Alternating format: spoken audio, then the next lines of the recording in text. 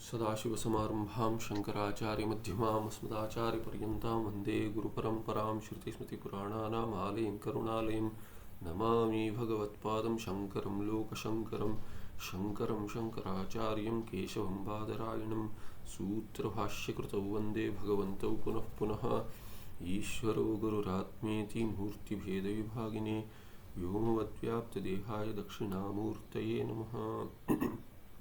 श्रीचिद्घनगणेशाय नमो मह्यं सुखनित्यं सप्रकाशं व्यापकं नामरूपयोः अधिष्ठानं बुद्ध्यबोध्यं बुद्धेर्दृक्यत्वनिर्मलम् अपारं सर्ववेदान्तवेद्यं प्रत्यक्परं महः तदेवाहन्नमत्वन्यदिति मे निश्चिता मतिः।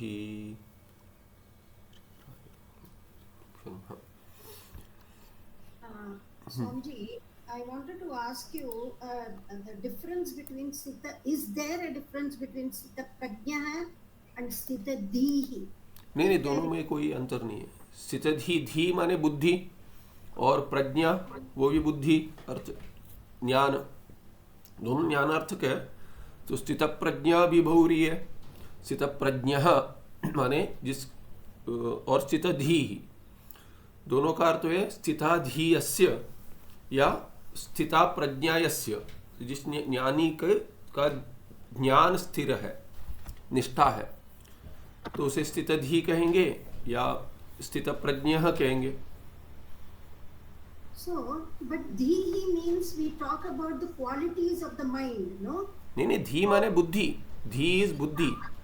हाँ, तो बुद्धि की qualities by which he becomes the स्थिता प्रज्ञा है, स्थिता भ्रामी स्थिति ही attains, ऐसे नहीं बोल सकते। देखिए वो शब्द वाक्य में कहाँ आ रहा है देखना पड़ेगा। यदि स्थित धी ही करके आया है समास पुल्लिंग में होगा अधिकतर, तो उसे वो बहुरी है स्थित प्रज्ञा। धी और प्रज्ञा में एक ही अर्थ है। तो स्थित प्रज्ञा पुल्लिंग में जो है, स्थित धी भी पुल्लिंग में है, तो दोनों एक ही अर्थक है।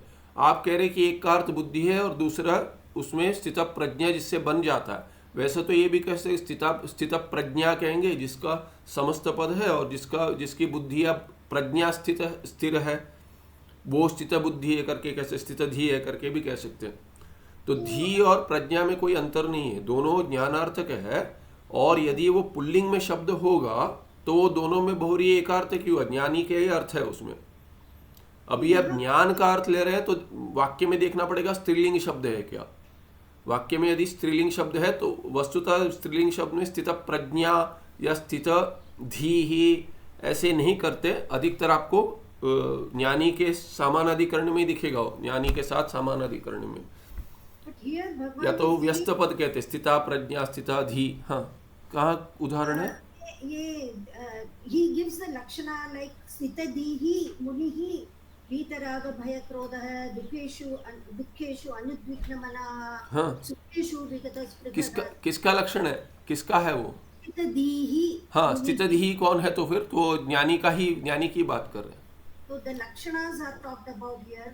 हाँ, मुनिरुच्यते ना, स्थित धी मुनिरुच्यते यदि कह दिया, स्थित धी मुनि उच्यते। स्थित धी इज इक्वल टू मुनि, समानाधिकरण हुआ ना। हाँ। आपको बुद्धि कहेंगे क्या? आपको बुद्धि कहेंगे? नहीं। क्यों नहीं कहेंगे? क्योंकि आपके पास बुद्धि है ना। हाँ, तो स्थित धी माने स्थित बुद्धि होगी यदि, तो मुनि को बुद्धि कहेंगे। आपको बुद्धि नहीं कह सकते, मुनि को बुद्धि कहना चाहिए, ऐसा हो सकता है? नहीं, मुनि के पास स्थिता बुद्धि है।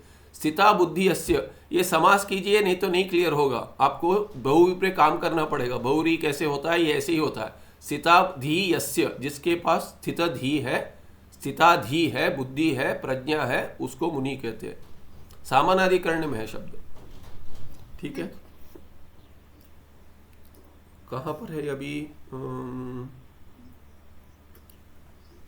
हाँ, लय चिंतन अनुवाद। लय चिंतन अनुवाद, तो यहाँ पे बहुत सारे शब्द आते हैं ऐसे। तो ये, और मैं समझाता हूँ जहाँ बहुरी है अर्थतः, हिंदी में तो अर्थतः समझा रहे तो कहीं कहीं विग्रह वाक्य देता हूँ तो थोड़ा स्पष्ट हो जाएगा। इसमें समास में अभ्यास लगता है। तत्पुरुष और बहुरी, ये सबसे पहले उनमें दोनों में भेद करने आना चाहिए, बाकी सब सहज है। लय चिंतन अनुवाद 306 में कहते हैं। तो ये अनुवाद कह रहे, देखिए लय का चिंतन अब तक चिंतन जो कर रहे हैं वो लय का चिंतन क्रम ही है, माने जिस क्रम में बताया है वो लय चिंतन क्रम ही है। तो अभी अनुवाद करते हैं, क्योंकि पहले कह चुके हैं इसलिए उसको अनुवाद कहेंगे। एक एक मात्रा रूप विश्वादीनाम अन्य मात्रा रूपता, रूपता यहाँ पे रूपता विसर्ग नहीं है। वस्तुतः ये क्या है कि ये कवि में देखता हूँ कि जहाँ संस्कृत का ग्रंथ है उसमें ये 2 डॉट डालकर डैश देने की आवश्यकता नहीं है, सीधे डैश देंगे तो अच्छा है, क्योंकि विसर्ग लगता है कभी कभी विसर्ग होता है, कभी कभी नहीं होता है। तो यह लय चिंतन अनुवाद हमें तो है, पर इधर मात्र रूपताहा इसमें विसर्ग नहीं है। तो ये देखिए, ये यहाँ जो ये विसर्ग है यहाँ केवल डैश है, यहाँ डॉट 2 डॉट देकर माने कोलन देकर डैश दे दी है। तो ये इसमें भिन्न का ये और इसमें क्या अंतर है? तो सीधे हाइफन देते तो अच्छा होता, क्योंकि मात्र रूपताहा के बाद विसर्ग नहीं आएगा, मात्र रूपता होगा। तो एक एक मात्रा रूप विश्वादी नाम अन्य मात्रा रूपता, कि ये जो विश्वादी है इनका सब माने क्या है कि विश्व क्या है, अकार मात्रा के साथ एकता कर दी। तो जैसे क्या है, उकार मात्रा, और प्राज्ञ है मकार मात्रा।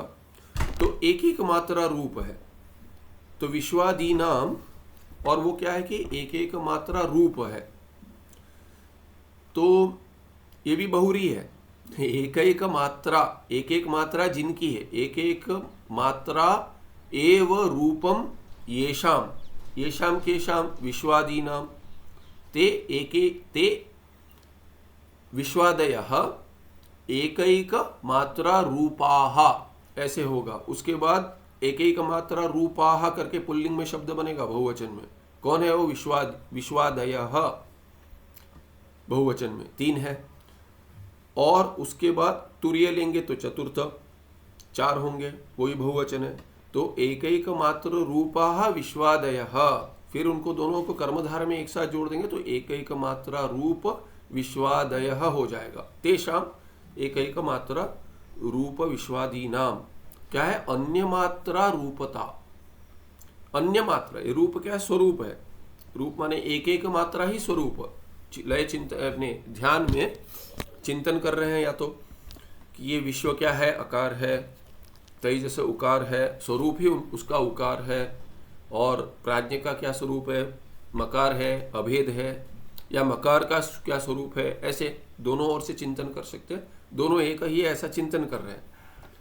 और अन्य मात्र रूप, अन्य मात्रा रूप कैसे होगा उनका? तो वो लय चिंतन में आएगा। वो बता रहे लय चिंतनम इदानीम निरूप्यते। तीनों या चारों ले लीजिए, विश्व, तेजस और प्राज्ञा, अकार उकार मकार, ऐसे उनका रिस्पेक्टिव स्वरूप है। उनमें कोई भिन्नता लाकर नहीं कर सकते कि अरे विश्व को हम उकार के साथ कर दे चले जाएगा, नहीं चलेगा। विश्व अकार ही है। अब तक क्या बतलाया? विश्व आकार है। और किसके अंतर्गत? आकार के अंतर्गत विश्व आ गया, उकार के अंतर्गत ये तेजस आ गया, और अभेद मकार और प्राज्ञ में अभेद हो गया। तुरीय अमात्र जो है वो एक हो गए। अभी ऐसे जब भी हो गया, चारों की या तीनों की लेंगे या चारों की लेंगे, एक एक मात्रा है। तो एक एक मात्रा जिनका स्वरूप है उनकी अन्य मात्रा रूप चिंतन करना, अन्य मात्र रूपता। तो उसमें लय चिंतन इदानीम निरूप्यते, इसका वर्णन कर रहे। लय चिंतन कैसे करें? अभी जो थे विश्वात्मक या अकार। अकार क्या हो गया? इसका स्वरूप था विश्व, ये विश्व है स्वरूप में।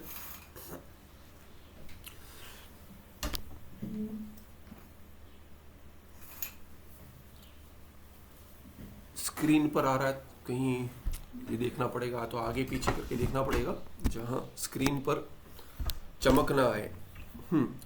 तो यहाँ क्या कह रहे हैं कि विश्व था अकार, माने विश्व आत्मक है। यहाँ पे देखिए रूप की जगह आत्म प्रयोग किया है शब्द का, क प्रत्यय, ये बहुरी है अंत में। तो विश्व आत्मा, आत्मा माने क्या? स्वरूपम। कस्य? अकारस्य। अकार का क्या स्वरूप है? विश्व स्वरूप है, आत्मा है, इसीलिए विश्व ही आत्मा है। स्वरूप है, जिसका, किसका, आकार का। तो उस आकार को क्या कहेंगे, विश्वात्मक कहेंगे या विश्वात्मा कहेंगे। विश्वात्मा कहेंगे, क प्रत्यय जोड़ देंगे बहुरीय के अंत में तो और स्पष्ट हो जाएगा। विश्वात्मक कौन है, आकार। तो इसका एक मात्रा वाला ही ये एक मात्रा रूप या एक मात्रा आत्मा है इसकी, आकार की, क्या है, विश्व। आकार को पूछेंगे कौन हो तुम, मैं विश्व हूं, दूसरा कुछ नहीं हो। इसलिए एक मात्रा, एक ही का मात्रा रूप है। सबको लेंगे तो एक ही का कहेंगे, एक एक हर एक के साथ जुड़ जाएगा। और एक मात्रा हो गया आकार। उकार भी एक मात्रा है। तेजसात्मका, तेजस का आत्मकात, तेजसात्मकात उकारात न भिन्न, क्योंकि पहले क्रम बताया था इसलिए अनुवाद है ये। पर अकार, उकार और मकार में तो भेद अब तक सोच रहे थे हम, पर विश्व, तेजस और जो प्राज्ञ है ये तीन है नहीं वस्तुतः, एक दूसरे से भिन्न है कहा था, पर तुरीय से भिन्न नहीं है, पहले आया था ये। अभी क्या कहते हैं कि ये अकार के साथ, उकार के साथ, मकार के साथ जब भी आप अभेद चिंतन कर रहे हैं, विश्व तो तेजस में चला जाता है। तेजस माने स्वप्न अवस्था में, जागृत अवस्था का जो विश्व है अभिमानी, वो तेजस में लीन हो जाता है स्वप्न अवस्था में। और स्वप्न अवस्था अभिमानी तेजस विश्व के साथ जो है वो प्राज्ञ में लीन हो जाता है सुषुप्ति अवस्था में। और प्राज्ञ तुरीय से अभिन्न है, वो उसमें लीन हो जाता है समाधि इत्यादि में कहेंगे। तो ये विश्व, तेजस और प्राज्ञा ये तुरीय से भिन्न नहीं है, एक ही है जीव, और जो ब्रह्म से अभिन्न है। अभी कहते हैं विश्वात्मक जो आकार है वो तेजसात्मक उकारात न भिन्न। तो आकार भी उकार से भिन्न नहीं है, आकार उकार से भिन्न नहीं है, किंतु क्या, उकार रूप है एवं, ये उकार रूप ही आकार। ऐसे चिंतन करें। अक्षर में तो समझ में नहीं आएगा, पर जैसे विश्व तेजस में लीन हो जाता है कह दिया, और विश्व क्या क्या है, विश्व किसका स्वरूप है, आकार का है, और तेजस उकार का स्वरूप है। तो ये जो विश्व तेजस में लीन हो जाता था, तो वैसे आकार उकार में लीन हो गया, इसलिए भिन्न नहीं है। तो कहते हैं एवं चिंतनम एवं लय इत्युच्यते। तो ये ओमकार में भी लय चिंतन क्या है, यही है। जो विश्व तेजस के साथ कर रहे हैं वही आकार उकार के साथ करें, जो तेजस और प्राज्ञ के साथ करें वही उकार मकार के साथ करें, और जो प्राज्ञ और तुरीय के साथ करते हैं वही मकार माने आकार। मकार कौन है, उकार सहित है, और उकार क्या है, आकार सहित है। तो आकार सहित उकार जो है वो उकार सहित मकार जो है वो मकार अमात्रा से भिन्न नहीं है, अमात्र से। तो ऐसे चिंतन करें। एवं चिंतनम एव लय इत्युच्यते। तो यही लय चिंतन है, इसी को लय कहेंगे। एवं एव इतरासु अपि मात्रासु ऊह्यम। ऐसे ही क्या है कि बाकी मात्राओं में भी ऊह्यम समझना चाहिए। यस्मिन उकारे अकारस्य लया कृतः। जिस उकार में आकार का लय कर दिया, जिस तेजस में विश्व का लय कर दिया, वैसे ही जिस उकार में आकार का लय कृतः किया, तम तेजसात्मकम उकारम प्राज्ञात्मकम मकारे लीनम कुर्यात्। फिर उसी तेजसात्मक मकार के अंत तेजसात्मक आत्मकम उकारम, उकार जो है तेजसात्मा है, उसकी स्वरूप उसका क्या है, तेजस है।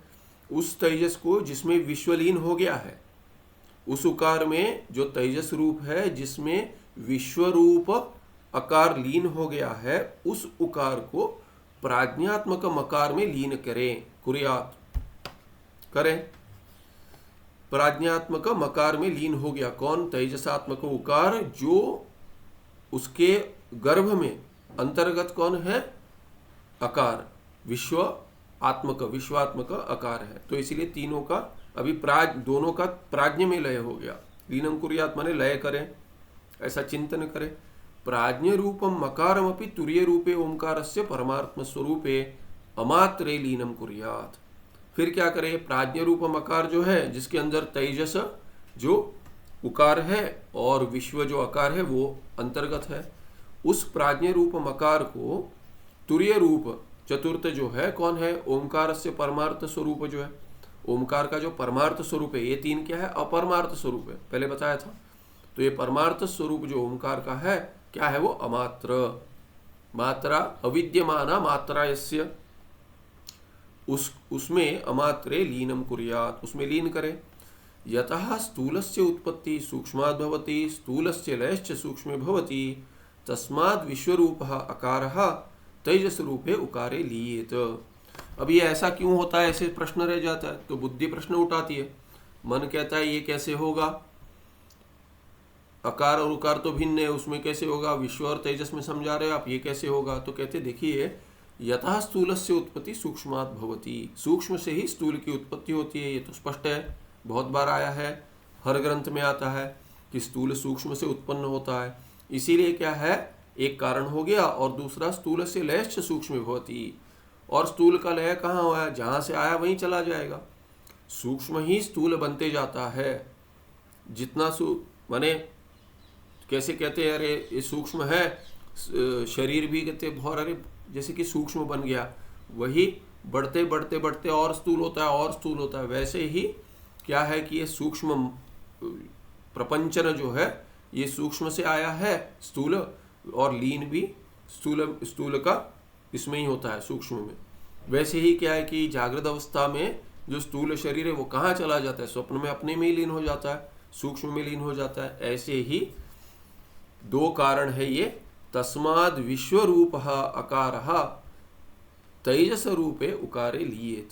जैसे स्थूल सूक्ष्म में लीन होता है, क्योंकि वो उसी से आया था, जैसे कि स्थूल सूक्ष्म से आता है और सूक्ष्म ही लीन हो जाता है, वैसे ही विश्वरूप आकार जो है स्थूल, वो तेजस रूप उकार सूक्ष्म में लीन हो जाता है। लियेत, लीन हो जाएगा, ऐसा चिंतन करें। लियेत विधिलिंग है, शक्यार्थे लिंग, संभव है, ऐसे समझ ले। सूक्ष्मस्य उत्पत्ति, सूक्ष्मस्य उत्पत्ति ही कारणात् भवति, और सूक्ष्म किससे उत्पन्न होता है? कारण शरीर से होता है। स्थूल और सूक्ष्म का कारण ही कारण शरीर अज्ञान है, इसीलिए कहते हैं सूक्ष्मस्य उत्पत्ति ही कारणात् भवति, उसी से उत्पन्न होता है, कारण से। सूक्ष्मस्य लयश्च कारणे भवति, और सूक्ष्म का लय भी कारण में होता है, कारण शरीर में। इसीलिए अभी ये दो हेतु लेकर क्या कहें, तस्मात् तेजस रूप उकारः तत्कारणे प्राज्ञ रूपे मकारे लियेत। वैसे ही जो ये दो हेतु लेकर क्या हो जाएगा, तेजस रूप उकार जो है, क्यों? क्योंकि ये इसमें अभी विश्वलीन हो गया, स्थूल अकार लीन हो गया, वैसा वाला उकार जो है ये कारण से आया है, कारण में ही जाएगा। इसीलिए तेजस रूप कारण में जाएगा, प्राज्ञ में, जो प्राज्ञ स्वरूप है उसका, और उकार का क्या कारण है? मकार में लीन हो जाएगा, क्योंकि तेजस रूप उकार है और कारण क्या है? प्राज्ञ रूप मकार है। तो तेजस रूप जो कार्य है वो कारण में लीन हो जाएगा, तो तेजस रूप प्राज्ञ में लीन हो जाएगा, और तेजस है उकार, प्राज्ञ है मकार, इसीलिए उकार भी मकार में लीन हो जाएगा। लियेत। अत्र विश्वादिग्रहणेन स्वस्व त्रिपुट्या सह समष्टि विराडादय, आकार छूट गया, यहाँ पे आकार होना चाहिए, विराडादय आदि है तो विराडादय। तो क्या कहते हैं, अत्र विश्वादिग्रहणेन स्वस्व त्रिपुट्या सह समष्टि विराड आदयः अपि गृहीता भवन्ति।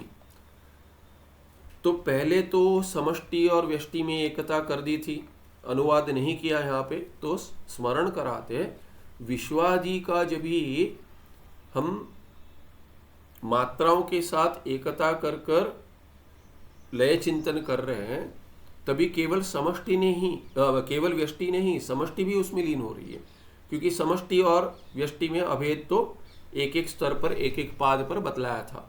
तो कहते हैं विश्वादि ग्रहण ने जो विश्व कह दिया, तेजस कह दिया, प्राज्ञ कह दिया, तो क्या होगा, स्वस्व त्रिपुट्या सह, अपने अपनी जो त्रिपुटी है, ये त्रिपुटी पहले देखा था हमने, क्या त्रिपुटी है कि विश्व जो है वो उसका क्या है कि कर्ण भी है, विषय भी है, और उसके अधिष्ठात्र देवता है, तो तीन हो गए।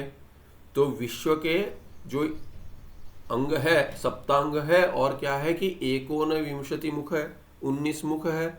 तो अभी उन मुखों का, मुख क्या है, इंद्रिया इत्यादि है, उनके क्या है वो 14 जो है उसमें, वो क्या है कि वो उनके अधिष्ठात्र देवता भी है, और विषय भी है अपने अपने। तो स्वस्व विषय के साथ जो साधन है साधन, स्वस्व विषय और स्वस्व अधिष्ठातृ देवता, ये त्रिपुटी बन गई 3। तो स्वस्व त्रिपुट्या सह विश्वादि ग्रहणेन, विश्वादि जब भी कह दिया विश्व तेजस प्राज्ञा, तो समष्टि विराडादयः अपि गृहीता भवन्ति। तो विश्वादि ग्रहणेन विराडादयः अपि गृहीता भवन्ति। विश्वादि व्यष्टि है और विराडादय समष्टि है, उनका भी ग्रहण हो जाएगा। विश्व के ग्रहण से विराट का भी ग्रहण हो जाएगा।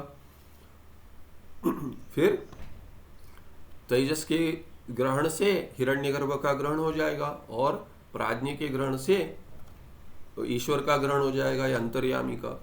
तुरीय जो है वो क्या जिसमें लीन होता है, वो ईश्वर साक्षी, उससे ग्रहण हो जाएगा, क्योंकि तुरीय है जीव साक्षी।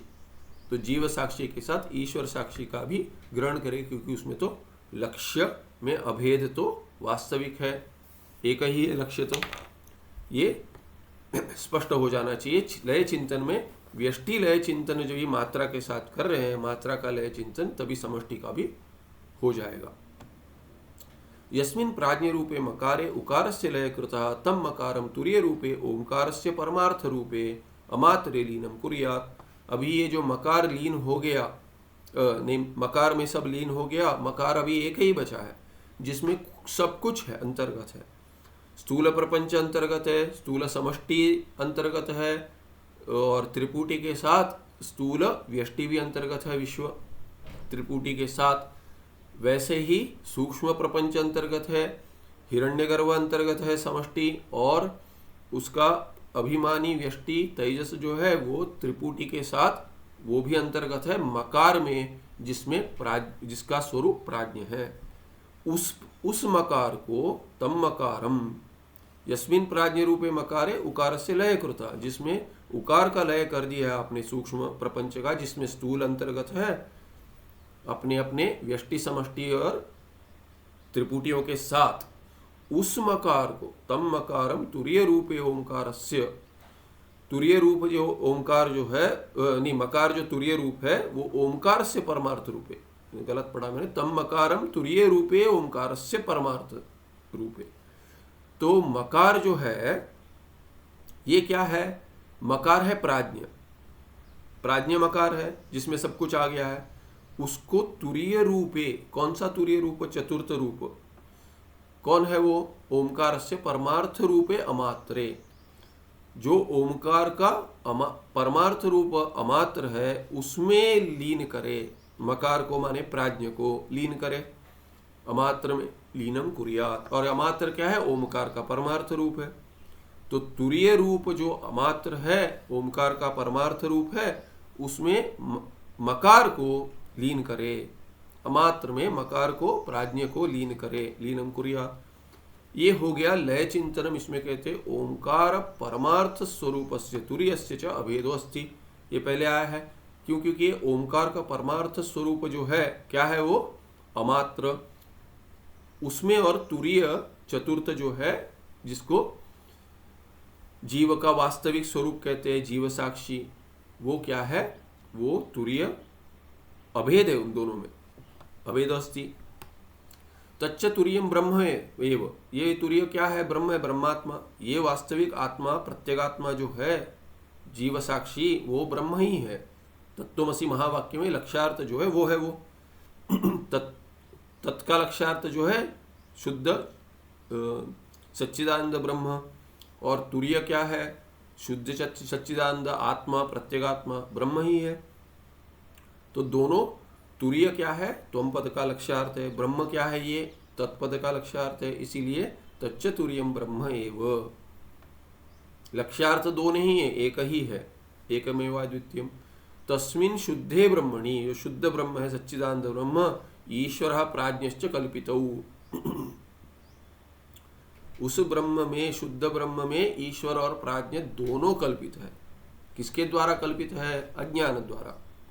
अज्ञान भी क्या है कि अज्ञान की कल्पना श्रुति स्वयं करती है, कहती है अज्ञान माया जो है, माया दो भिन्न कर देती है। किसको? शुद्ध ब्रह्म को। शुद्ध ब्रह्म को जैसे कि दो है वैसे प्रतीति करा देती है। एक हो गया ईश्वर, दूसरा हो गया प्राज्ञ। ये दोनों कल्पित है शुद्ध ब्रह्म में। और ये माया क्या है? माया की कल्पना की गई, माया भी वास्तविक नहीं है। जगत की दृष्टि से प्रपंच है, जीव है, ईश्वर है, इसीलिए क्या है कि निर्गुण एकमेवाद्वितीय ब्रह्म जो है, शुद्ध ब्रह्म, वो 2, 3, 4, 5 बन नहीं सकता। वो जगत कारण बन नहीं सकता, वो कर्मफलदाता बन नहीं सकता, उसमें भेद हो नहीं सकता जीव और ईश्वर का। इसीलिए क्या है कि किंतु ऐसा प्रतीत होता है, इसीलिए कार्यानुमेय माया, कार्य की दृष्टि से अनुमान करते हैं श्रुति। हमने नहीं किया है, श्रुति नहीं किया है। दोष देना है, मायावादी कहते हैं अरे आप मायावादी हो, अरे हम मायावादी है तो आप जिस वेद को देख रहे हो वेद ही लेकर आया है, इसीलिए उस वेद को आप कहो मायावादी। हम मानते हैं हम वेद वाले मायावादी है, वेदांत वाले मायावादी, वेद में जो है वही है सत्य। यद्यस्मिन् कल्पितम तत्तत्स्वरूपम इति न्यायः। और क्या है, कल्पित का स्वरूप क्या होता है? कल्पित का कोई वास्तविक कुछ सत्ता नहीं है, वो अधिष्ठान रूप ही होता है। तो यद्यस्मिन् कल्पितम, यत् सर्पः, जो सर्प जो है, यस्मिन् रज्ज्वाम कल्पितम, जो रज्जु में सर्प रज्जु में कल्पित है, वो तत् क्या है? सर्प। वो सर्प क्या होगा? तत्स्वरूपम। तत् ये दूसरा तत् जो है वो यस्मिन वाला है, तो वो तत् क्या है? रज्जु है। तो तत्सर्पः, तत् माने सह सर्प, सह सर्प तत्स्वरूप माने रज्जु स्वरूपम इति न्यायः, ये न्याय है। और इधर क्या हो गया? ईश्वर और प्राज्ञ दोनों कल्पित है, तो यत् से लेंगे क्या? ईश्वर और प्राज्ञ। यत् माने यहाँ पे द्विवचन लेना पड़ेगा, यौ ईश्वर प्राज्ञौ, यस्मिन्, यस्मिन् कस्मिन् ब्रह्मणि, शुद्धे ब्रह्मणि, कल्पितम, कल्पितम की जगह कल्पितौ द्विवचन लेंगे, कल्पितौ। तत् क्या होंगे? तत् भी हो जाएगा, तौ, वो दो कौन है? ईश्वर और प्राज्ञ। तौ क्या है? तत्स्वरूप माने शुद्ध ब्रह्म स्वरूपम, उनका स्वरूप शुद्ध ब्रह्म ही है। इति न्यायः, ये न्याय है। तस्माद् ईश्वर सहित प्राज्ञ रूप मकारस्य अमात्रे लयः युज्यते एव।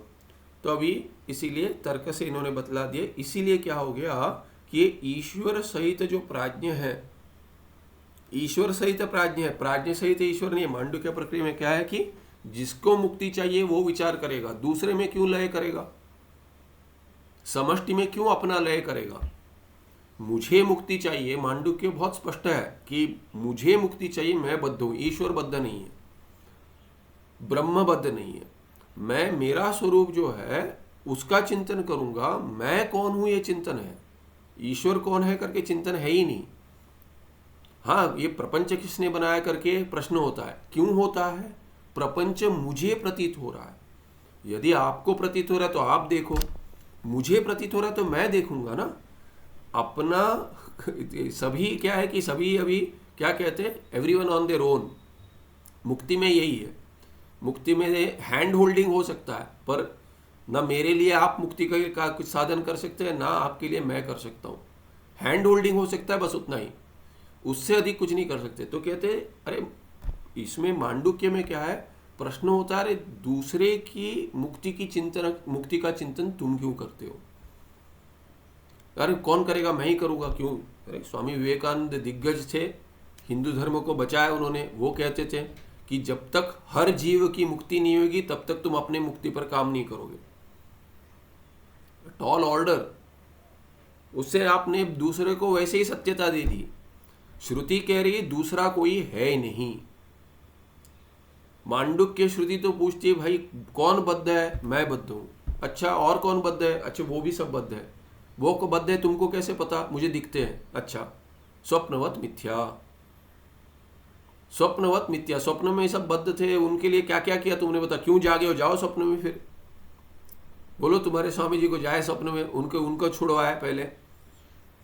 अपने लिए यदि नहीं करना चाहते हो, दूसरे के लिए करो। वापस स्वप्न से उठे क्यों? सो जाओ, फिर वही स्वप्न देखो, कर सकते हो। दोबारा वो स्वप्न आएगा ये कोई नहीं कह सकता। क्वचित किसी को स्वप्न दोबारा आता है, आगे बढ़ता है, क्वचित। जैसे अभिनव विद्यातीर्थ महास्वामी जी थे, उनको तो बहुत दिन तक एक ही स्वप्न चला। जब भी संन्यास लिया था उन्होंने बचपन में, श्रृंगेरी के जो अभी जो महासन्निधान में उनके गुरु, उनके पहले पीठाधीश, बचपन में कुछ पता नहीं 15-16 की आयु थी कि क्या थी, तभी उनको संन्यास दीक्षा हुई। उसी दिन ब्राह्मी मुहूर्त में या रात को ही 1-2 बजे पता नहीं कभी उनको स्वप्न आया, भगवान शिव जी आए, हिमालय पर्वत से बाहर आए, उनको आसन दिया, बैठो बोला, ये बैठे, मैंने दिखाया ऐसे बैठो, बैठे, उनको आसन करके दिखाया, उन्हीं से साक्षात ये आसन सीखे शिव जी से। फिर ऐसे करते करते हर दिन एक एक आसन, कितने आसन पता नहीं कितने आसन सीखते सीखते ये उनका अभ्यास करते थे, किसी को नहीं बताया इन्होंने। और जो पढ़ाते थे आसन कहीं जाकर देखते थे मैं ठीक पढ़ाऊं कि नहीं। तो ऐसे करते करते जब ये वो कहते हैं हठयोग प्रतिपादिक में कितना ये आया है, क्या है, प्रदीपिका, हाँ, हठयोग प्रदीपिका में जितने आसन है उससे अधिक आसन सीखे हैं वो तो क्या है कि एग्जॉस्टिव मैन्युअल है, उससे भी अधिक कहते हैं कि भगवान शिव जी उनको स्वयं सिखाया। वो स्वप्न आगे चलता गया और जब ये समाप्त हो गया उसके बाद वो चले गए जहाँ पर्वत से आए थे, उसी पर्वत में चले गए। तो ये क्वचित कहीं आगे बढ़ता है स्वप्न। तो आप जैसे कि स्वप्न भिन्न भिन्न होता है, आता है आप में, आपके पास कोई इच्छा होगी किंतु वो इच्छा वासना रूप है जिससे स्वप्न आ रहे। मैं इच्छा करूंगा ऐसा स्वप्न देखूंगा वैसा स्वप्न नहीं आता, तो आगे कहाँ से बढ़ेगा, उनको कहाँ बचाएंगे। तो जैसे दूसरे कोई है ही नहीं जिनको बचाएं आप जाग जाएंगे, यही आप बच जाएंगे, वैसे ही जागृत अवस्था में स्वप्नवत दूसरा कोई है ही नहीं जिनको बचाए, अपने आप को बचाए, क्योंकि आप एक ही बद्ध पाते हो अपने आप को। इसीलिए मांडुक्य की प्रक्रिया स्पष्ट है, एक जीववाद है। जिसको लगता है मैं बद्ध हूं वो ये सब करे, साधन करे, स्वप्न जैसे सब कुछ है ऐसे चिंतन करे। जिसको नहीं समझ में आया वो ये लय चिंतन करे। और लय का क्रम क्या करे, दूसरे में अपने आप को लय करेंगे तो कैसे चलेगा। बाकी सृष्टि दृष्टिवाद को छोड़ दीजिए, कहते हैं अपने आप को दूसरे में लय कहाँ करेंगे आप, दूसरा है कहाँ, जिसका चिंतन करे उसको अपने आप में लीन करे। प्रपंच जो है वो आपको दिख रहा है, वो आपसे आया, आप ही में जाएगा, आप उसमें नहीं जाओगे।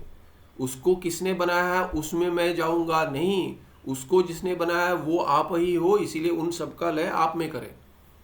ये चिंतन क्रम है। जिसको बंधन चाहिए वो अपने में सबको लीन करेगा। आपको बंधन से मुक्ति चाहिए, बंधन चाहिए, बंधन तो है।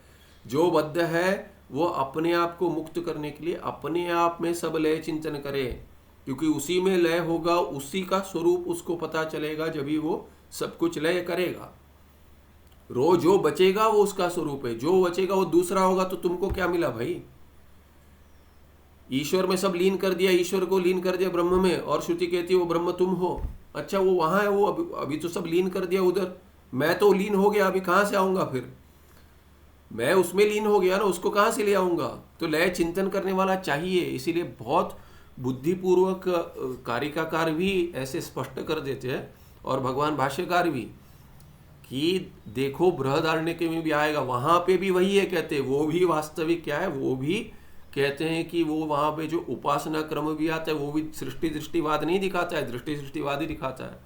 कहते हैं वो सृष्टिकर्ता का जो तुम चिंतन कर रहे हो, वैश्वानर जो रूप उसका जो उपासना कर रहे हो, विराट की जो उपासना कर रहे हो, तुम यदि उसको केवल सिर के रूप में देखते तो तुम्हारा सिर गिर जाता। कहते हैं उसको यदि मैं सीमित करूंगा, जो सृष्टिकर्ता को यदि सीमित कर दूंगा समष्टि को सिर में, तो मेरा सिर क्यों गिरेगा, ये साधक को प्रश्न आना चाहिए। तो भगवान भाष्यकार स्पष्टतः कहते हैं क्योंकि दोनों एक ही है, दोनों एक ही है, इसीलिए इसका सिर गिर जाएगा करके हेतु देकर समझाते। ये विश्व जो है, ये जो यही साधक है, यही सृष्टि करता है, इसी में सबको लीन करे। ऐसा क्रम है मांडुक्य का। इसीलिए यहाँ कहते हैं कि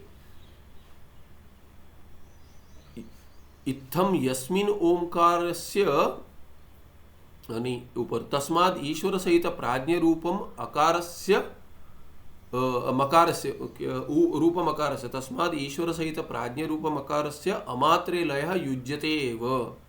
अमात्र में लय तो ये क्या है, अमात्र है, अभी तो ओंकार का ध्यान चल रहा है, पर उसमें ओमकार में सब कुछ लीन कर रहे हैं। और मैं प्राज्ञ जो हूँ ये मकार से भिन्न नहीं हूँ।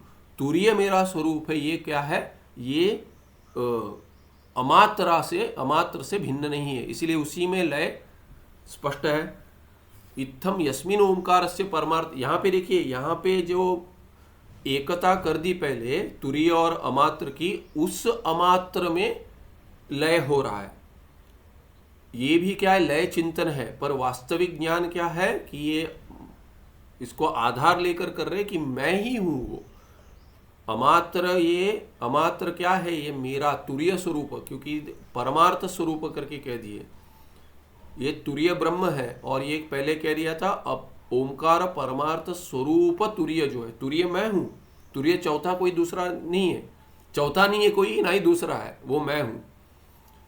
तो ये तुरीय भी दूसरा नहीं रह जाए, ये मैं हूं। ये मैं जो हूं, ये स्वरूप किसका है, ये ओमकार जो मैं शब्द लेकर ध्यान कर रहा हूं, शब्द लेकर कर रहा हूं मैं, ओमकार शब्द है, तो वो शब्द में जो अमात्र है, माने कुछ नहीं रह जाता, मकार उच्चारण के बाद जो अमात्रा रह जाती है, अमात्र मात्रा नहीं रह जाती, वो अमात्र उसका वास्तविक स्वरूप जो है वो मैं हूं। माने मेरा जो स्वरूप है यही ये अमात्र है।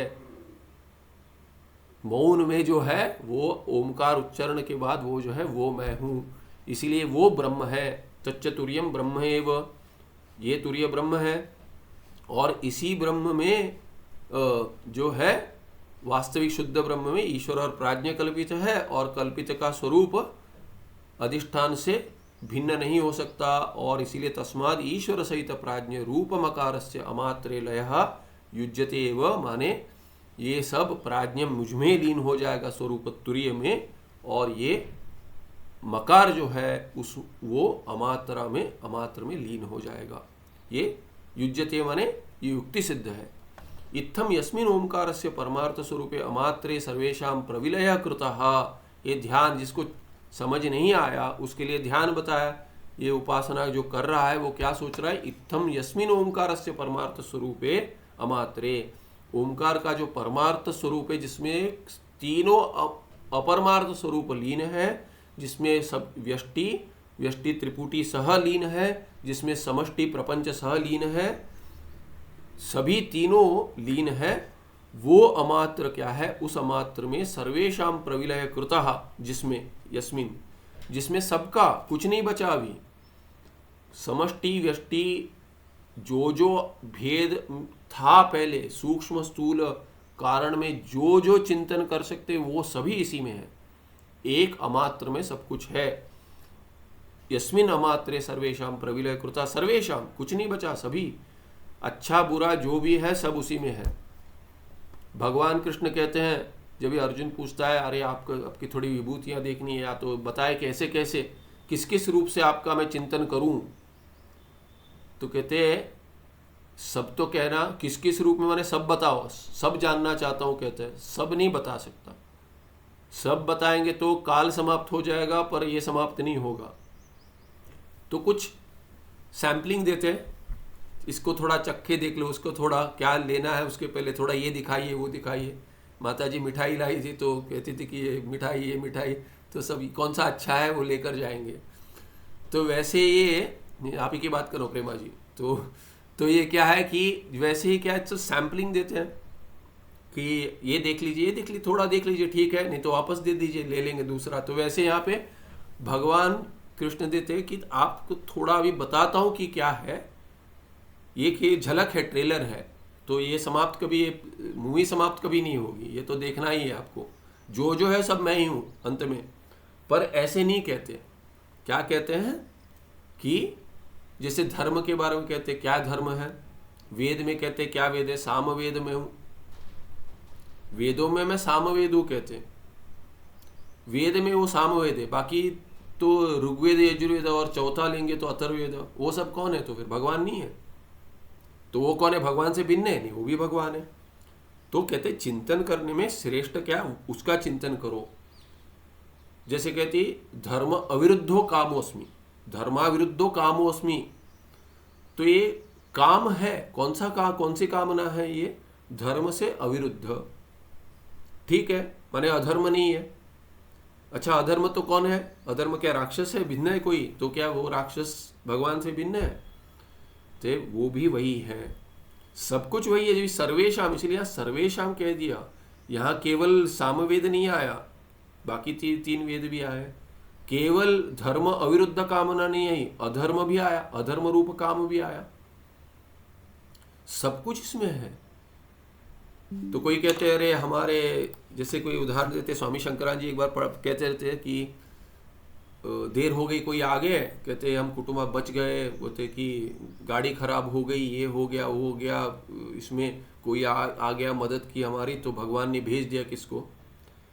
तो कहते अच्छा भगवान ने भेज दिया, आपकी गाड़ी खराब हुई ठीक करने किसी को भेज दिया जंगल में, बढ़िया है। गाड़ी किसने खराब की? गाड़ी किसने खराब की? किसी और ने की थी? बोले वही भगवान ने ही किया था। आपके कर्मों का फल है, भगवान दे रहे हैं, अच्छा बुरा दोनों भगवान दे रहे हैं। केवल अच्छा नहीं दे रहे हैं, वो बुरा भी दे रहे हैं, क्योंकि अच्छे की ओर जाए आप, कि बुरा ना करे, बुरा ना मिले। कर्म फल दाता है, ऐसा नहीं कि तो कहते हैं कि क्या है, सुख करता, आरती महाराष्ट्र में आरती करते, सुख करता दुख हरता। हाँ ठीक है, दुख हरता, दुख देकर हर करे, हर ले जाएंगे, पहले दुख देंगे उसके बाद दुख ले जाएंगे, क्योंकि देना भी उन्हीं का काम है, कोई दूसरा नहीं दे रहा है। तो सर्वेशाम ये समझे, सर्वेशाम। आगे कहते ही यद्यद विभूति मत सत्वम, तो श्रीमद ऊर्जितम एवं कहते मम अंशाद, मेरे अंश से उत्पन्न हुआ है, वो जहाँ जहाँ विभूतियाँ लिखती है वो सब मेरे अंश से ही उत्पन्न है, ऐसे समझो। तो जहाँ विभूतियाँ नहीं है वो क्या है? वो भी भगवान ही है, ये समझो। क्योंकि उसे चाहिए अच्छा देखें। जब ये सब कुछ दिखा दिया, फिर ये तो 10वें अध्याय में हो गया, फिर 11वें में जब ये विश्व रूप दिखा है तभी कहता है बस करो ये सब नहीं देख सकता मैं, अभी तो डर गया, बस करो, अभी मुझे वो आपका सौम्य रूप ही देखना है। तो सब चाहते हैं कि सौम्य रूप देखें, सब चाहते हैं कि दुख हरता हो भगवान, दुख करता ना हो। वो जानते हैं वो है, या नहीं जानते तो भी वो वही है, फिर भी चाहते हैं कि वो हटा दे, सौम्य रूप में देखना चाहते हैं। कोई भी अपने माता पिता को गुस्से में नहीं देखना चाहते। कोई नहीं मेरे गुस्से में जाके नहीं कहते अरे गुस्से में कितने अच्छी लगती है माँ, आप पिताजी आप पीटते हैं गुस्से में बहुत अच्छे लगते करके नहीं कहता, देखता सौम्य रूप ही चाहिए।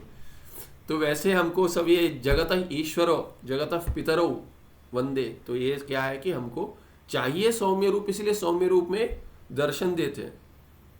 कोई कह रहा था कि मैं गुरुजी के का स्मरण आता है तो उनके ध्यान के लिए चला जाता हूँ, तुमकुर में कुछ बहुत सारे, मैंने एक ये है कर्नाटक में तुमकुर जगह है, वहाँ पे कहते कि शुक्रवार को चला जाता हूँ, तभी कार्य में थे, ऑफिस में काम करते तो उनका बिजनेस था कुछ, तो कहते ध्यान करने जाता हूँ, कभी कोई मन करता है तो जल्दी चला तो बंद कर देता हूँ, शुक्रवार को दोपहर को चला जाता हूँ, फिर गाड़ी छोड़ देता हूँ कहीं, और रविवार रात को या तो सोम की सुबह आता हूँ।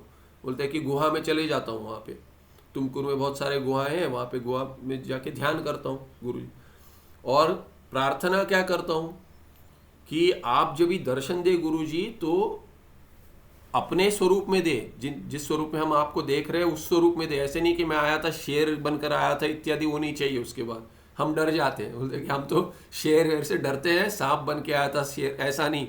गुरुजी आप आए अपने ही मनुष्य शरीर में, जैसे हम आपको सौम्य रूप देखते वैसे आए।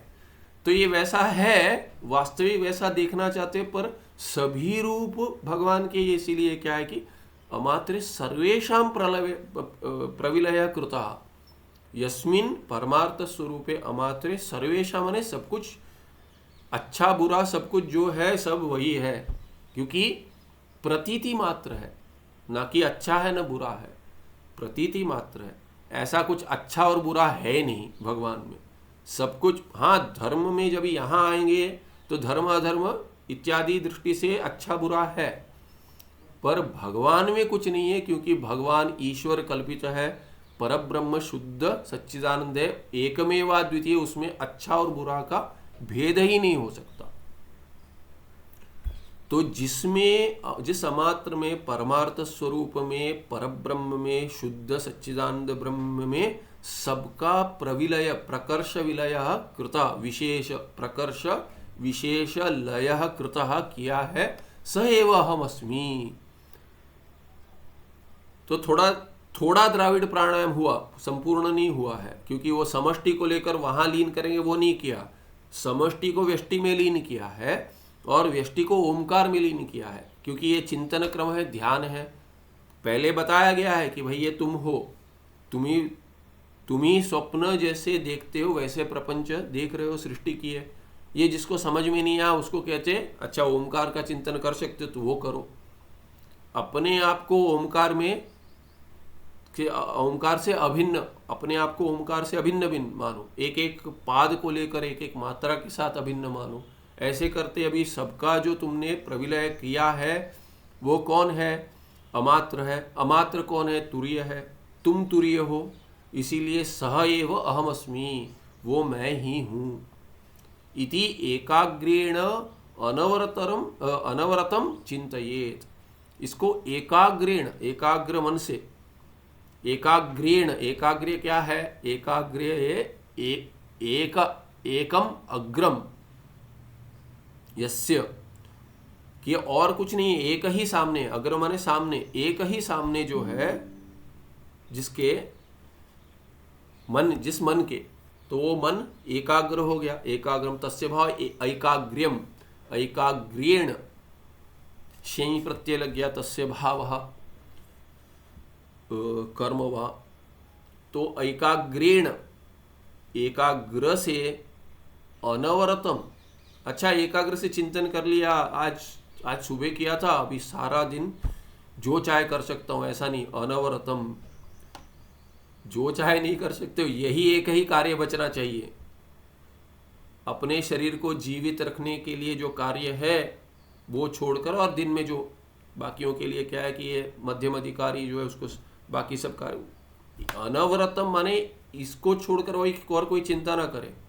चिंतन यही चिंतयेत, एक ही बचना चाहिए।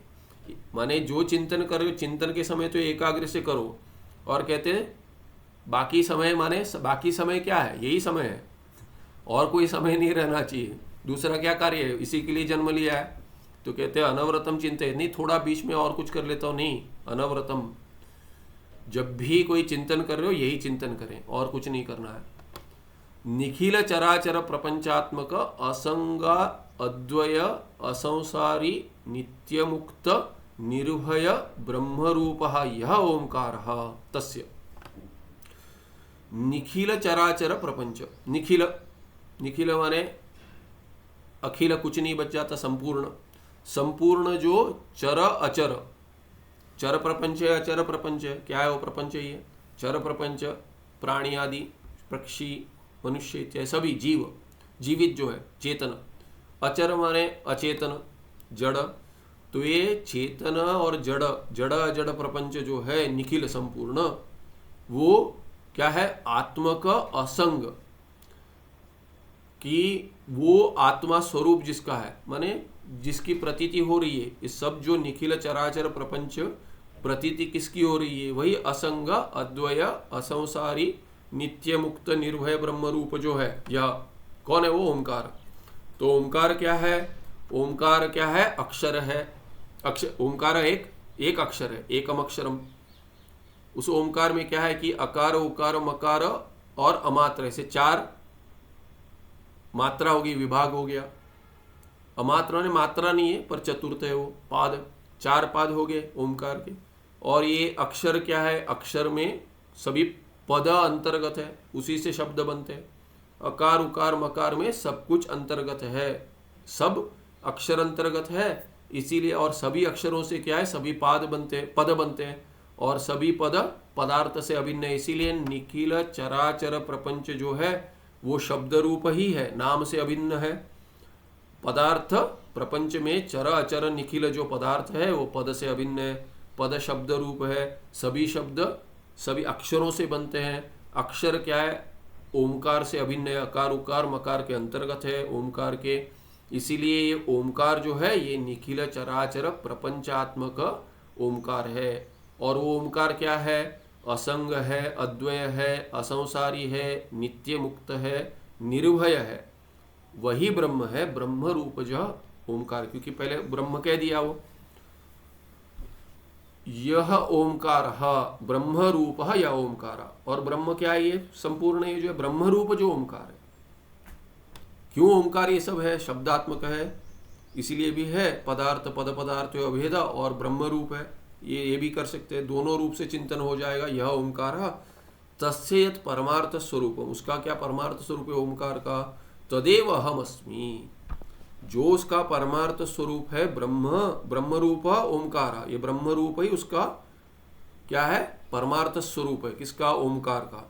क्या है वो परमार्थ स्वरूप ब्रह्म, कहते वो असंग है, अद्वय है, असंसारी है, नित्य मुक्त है, निर्भय है, सच्चिदानंद है। और वही उसकी प्रतीति कैसी हो रही, निखिल चराचर प्रपंच के रूप में उसकी प्रतीति हो रही है।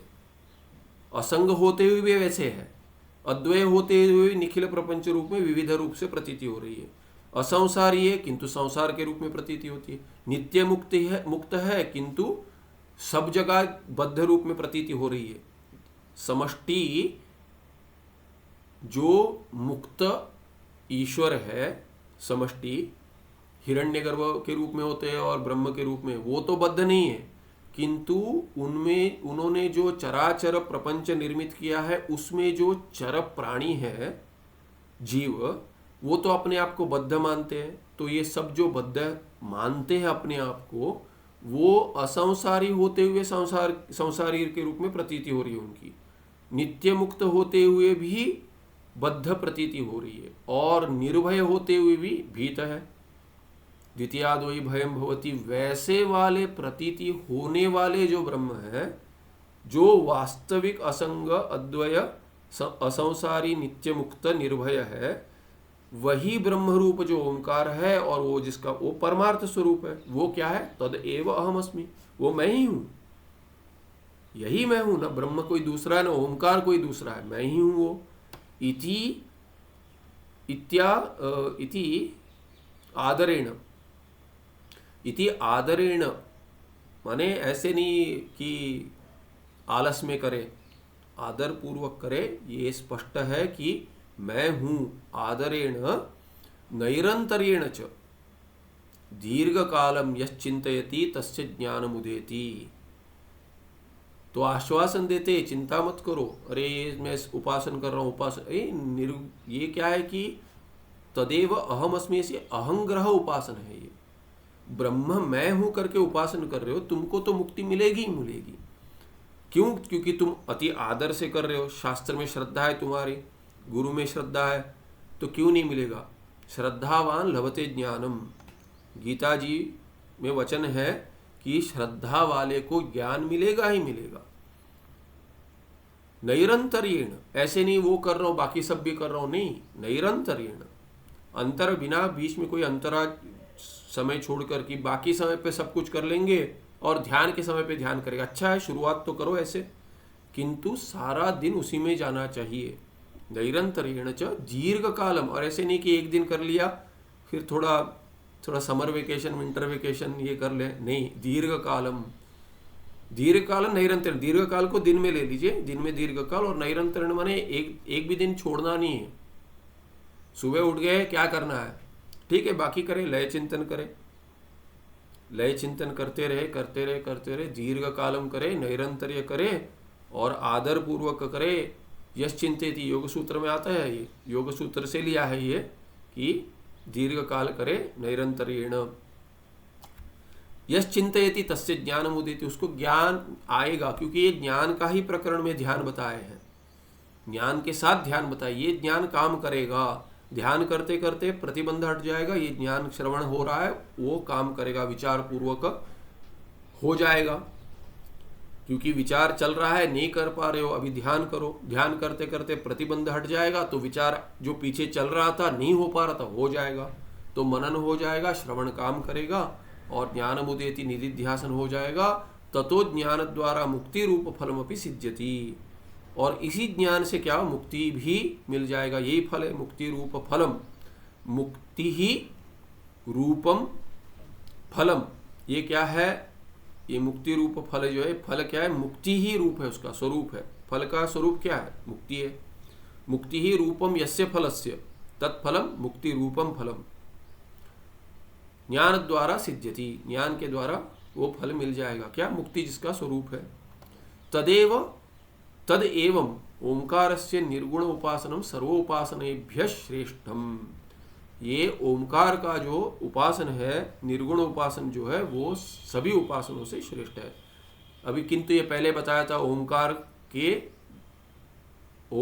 के ध्यान में केवल सन्यासी को अधिकार है, बताया था। तो ये ओंकार छोड़कर चिंतन करे, चिंतन तो कर सकते, चिंतन कर सकते, ओंकार पर ध्यान न करे, सन्यासी नहीं है तो ये चिंतन कर सकते। ऐसे ही कील है, मैं समष्टि व्यष्टि का तो चिंतन कर सकते, एक ही है पाद को लेकर। ओमकार क्या है? प्रतीक है, उसको लेकर करते तो वो उसमें केवल सन्यासी को अधिकार है, कह दिया। ये 306 हो गया। 307 अगले पाठ में देखेंगे। सुखम नित्यम स्वप्रकाशम व्यापकं नाम रूपयो अधिष्ठानं बुद्धि बोध्यम बुद्धेर्दृक्यत्व निर्मल अपारम सर्ववेदांत वेद्यम प्रत्यक परम तदेवाहन्नमत्तोऽन्यदिति मे निश्चिता मतिः। नमस्ते, धन्यवाद।